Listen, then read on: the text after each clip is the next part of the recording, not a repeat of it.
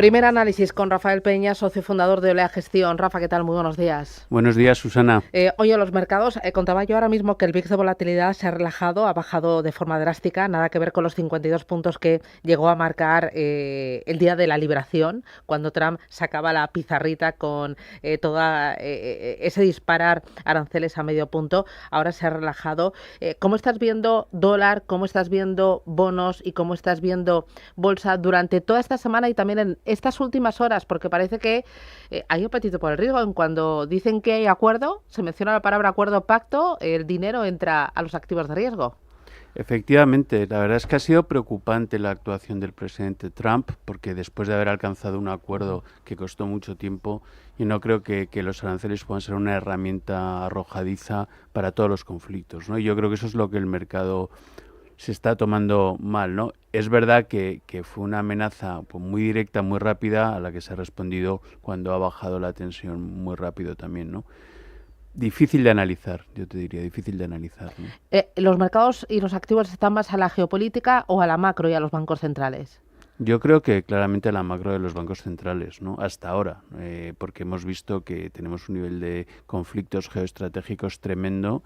El resultado de las compañías está siendo positivo, los índices, los indicadores de actividad económica están siendo positivos, la inflación se está controlando y yo creo que el resultado de 2025 es muy positivo porque ha sobrevivido a un montón de conflictos geoestratégicos. Ahí la clave va a ser, entre otras muchas, qué va a pasar con la Reserva Federal de Estados Unidos. ¿Quién va a ocupar el puesto de Powell? Si quien ocupa el puesto de Powell ya nace tocado, sin autonomía, sin independencia, y eso le resta credibilidad a todo lo que diga o todo lo que haga. Sí, de hecho ha sido uno de los temas del 2025, ¿no? Yo soy un poquito más escéptico con respecto a esos análisis de la caída del paradigma del modelo dólar y tal. Es verdad que había una depreciación en torno al 13%, 14%, pero es verdad también bueno, que yo creo que también la estructura de un país como Estados Unidos resiste incluso a un presidente tan agresivo como está siendo el presidente Trump, ¿no? Entonces yo creo que tampoco sacaría conclusiones muy rápidas. Y luego las alternativas al dólar reales pues son muy reducidas, muy reducidas. ¿Con esto me dices que el dólar estamos viendo lo peor, que está haciendo suelo? Yo creo que va a depender por factores económicos puros, no por cambio de paradigma, ¿no? Es verdad que va a haber bajada de tipos. Nosotros pensamos que los tipos en Estados Unidos pueden tener dos bajadas, tal y como está descontando el mercado en 2026. Incluso yo te diría que me atrevería a un poco más si los datos de inflación continúan. Y a partir de ahí, bueno, habrá que ver los diferenciales de inflación y yo creo que mirando el fundamental al final no te equivocas. Nosotros sí que tenemos pensado que en entornos de 1,20 subiríamos la exposición, ahora estamos en torno a 14%. Recordar que empezamos el 2025 con un 3-4% y hemos ido incrementando la exposición y lo seguiremos haciendo a 1,20 por lo que te decía, porque yo creo que el valor estratégico del dólar sigue estando ahí, no hay una moneda alternativa. El oro ha tenido una apreciación muy muy fuerte durante el 2025 y por tanto creemos que es difícil salir del escenario dólar. ¿Cómo estáis posicionando las carteras de cara a este año 2026? Pues muy cautos en renta variable, tenemos exposiciones del 14% aproximadamente. Creemos que los índices están exigentes. Es verdad que los resultados del 2025 han sido mejor, pero es verdad que a los múltiplos actuales habría que tener 2 años de muy buenos resultados para que hubiera un buen comportamiento de índices y estuviéramos en posiciones más razonables. También es verdad que la situación de las bolsas no es homogénea, especialmente en la parte de small y medium caps, que yo creo que ofrece oportunidades diferentes, ¿no? Y preocupado, como ya hemos comentado alguna vez, con la parte de las grandes compañías por capitalización que están recibiendo muchísimo dinero, especialmente de la gestión pasiva, y que creemos que amplían movimientos y se está generando ahí un problema. Más optimistas en el mundo de la renta fija, gobiernos, donde vemos que estos tipos que estamos teniendo, o sea, todo lo que sea por encima del 4% en el dólar, todo lo que sea en el entorno del euro, el Bund está ligeramente por debajo del 3, pero el resto de monedas de países europeos están por encima del 3. Creo que para un fondo como el nuestro patrimonialista tienen valor, y igual en el UK, en Inglaterra, en UK, donde vemos también valor a esos tipos, ¿no? Y luego un poco monitorizando mucho lo que pasa con los 30 años, mirar lo que ha pasado en Japón, lo que está pasando como una alternativa. Muy bajos en crédito, muy bajos en crédito. ¿Por qué?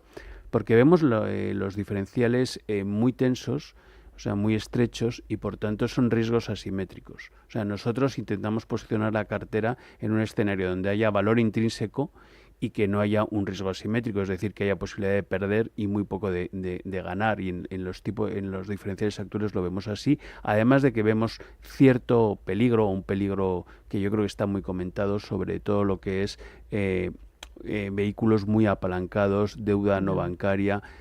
Ha ido mucho dinero a fondos de private debt y nosotros no estamos cómodos con ese escenario que está un poco fuera del alcance de los bancos centrales, ¿no? Por ahí podría venir lo que llaman cisne negro en los mercados. Bueno, ya sería gris, ¿no? Porque yo creo Ya. que somos muchos los que estamos Sí, porque hablando. se habla de las cucarachas crediticias, ¿no? Sí. ¿Es uno de los elementos a vigilar Sí, o que puede dar algún susto este 2026? Nosotros lo llevamos vigilando ya a tiempo, ¿no? Y el peso que tiene en los bancos esa financiación que se está dando para que otros vehículos financien actividad nos preocupa. Nos preocupa como elemento de transmisión a la banca. Pero es verdad que la banca, en cambio, la vemos muy reforzada desde el punto de vista de solvencia. Yo creo que el exceso de apalancamiento que tienen algunas partes de la economía, pues es siempre un canario en una mina que tenemos que vigilar mucho. Nosotros estamos, ya te digo, ahora mismo tenemos por debajo de investment grade, o sea, high yield del 4% de la cartera. O sea, eso es muy bajo, podemos tener hasta un 15%. Normalmente estamos en un 10 cuando lo vemos bien, porque debe ser un motor de rentabilidad, pero ahora no estamos cómodos ahí. ¿La parte de renta fija es solo de economías desarrolladas o también picoteáis en emergentes? Te lo digo porque yo durante todas estas últimas semanas, cuando las gestoras lanzan sus previsiones, la mayoría me dicen, para probar sí, renta fija, una cartera de mercados desarrollados, pero para sacar nota este año hay que echarle un poco de pimienta y hay emergentes. ¿Vosotros? Bueno, nosotros nos gusta el notable, nunca vamos a por la matrícula de honor, como ya te he dicho muchas veces, o intentamos ganar 3-2 el partido, ¿no? Entonces, nuestro objetivo de rentabilidad es del 5%, como sabes, son 22 años, ahora llevamos un 6,50 desde el inicio, estamos cómodos con esta posición, y para sacar un 5% ahora mismo no tenemos exposición en renta fija emergente en moneda local, que sería un poco donde está el riesgo, ligeramente por encima del 1%, pero recordarte que hemos tenido hasta un 10% cuando los tipos han estado al cero, ¿no?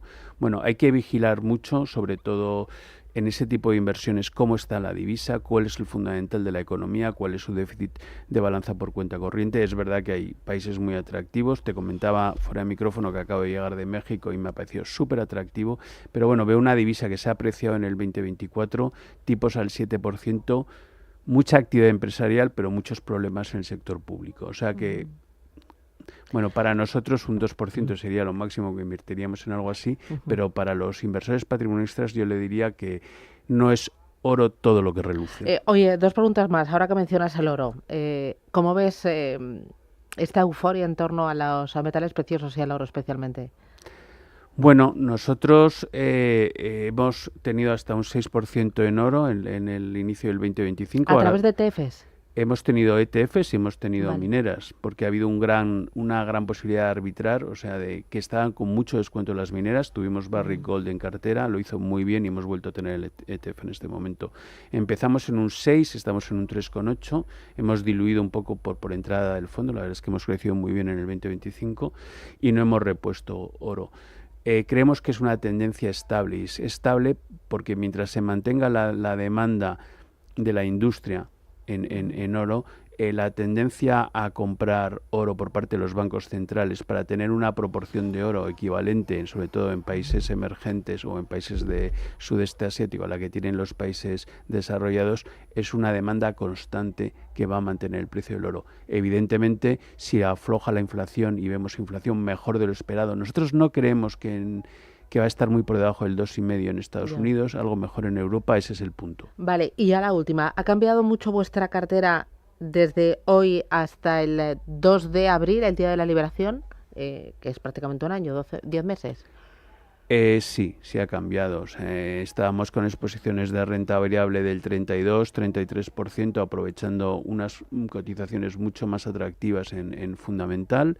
Hemos alargado muchísimo duración. Como te decía, veníamos de 2022 de duraciones muy bajas y ahora estamos con un objetivo de duración de cartera para este año de 4. Todavía estamos por debajo, estamos ligeramente en entornos del 3 en el euro y por encima del 4 en Estados Unidos. Y recordar que esos tipos nominales para un mandato como el nuestro son muy buenos y hemos tenido más de una década donde no hemos tenido tipos buenos para consolidar una cartera. Bueno, 22 años, 6,5% de rentabilidad anualizada. Objetivo, proteger capital, mitigar el riesgo y aportar rentabilidad a la cartera. Rafael Peña, desde Olea Gestión, gracias, cuídate y a por el jueves. Muchas gracias a Un abrazo, vosotros. chao.